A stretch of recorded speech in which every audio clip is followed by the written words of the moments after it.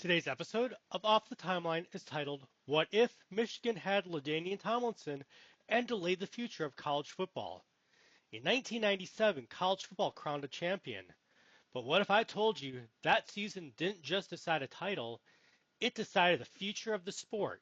Because in another alternate timeline, the most dominant running back of his generation doesn't go to a small program in Texas, he goes to Michigan instead.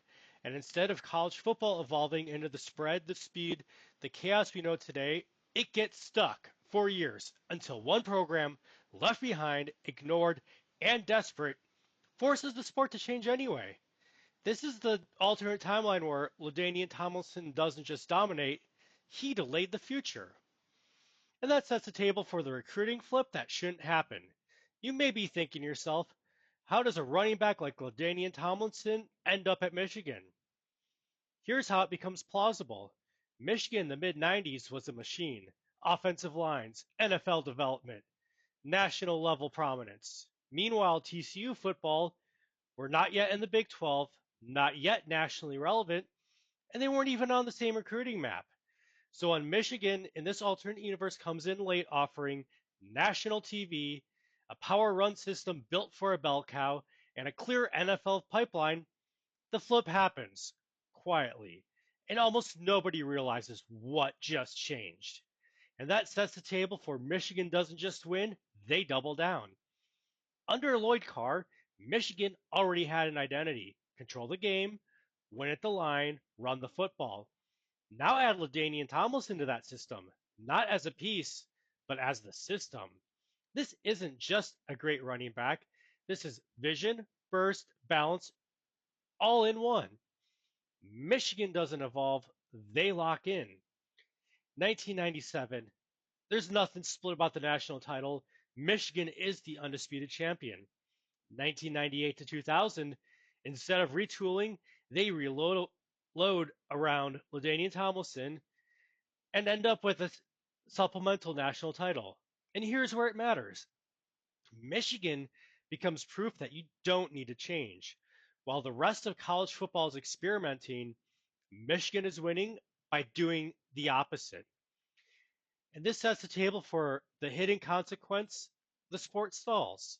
This is where the timeline adjusts, because dominance doesn't just win games, it shapes copycats. Across the Big Ten, you have larger linebackers, heavier defensive fronts, and slower, more physical football. Even the SEC hesitates to fully modernize. Why? Because Michigan is showing everyone you don't need speed if power still works. The spread doesn't disappear, but it doesn't take over either. It's delayed, years behind schedule, and nobody realizes yet. This sets the table that TCU has nothing, so they try everything. Back in Texas, TCU is dealing with the opposite and darker alternate reality. No LaDainian Tomlinson, no identity, no relevance, and most importantly, no path. They're not in the Big 12, they're not on national TV, and they're not competing with the Giants. So they do the only thing they can do.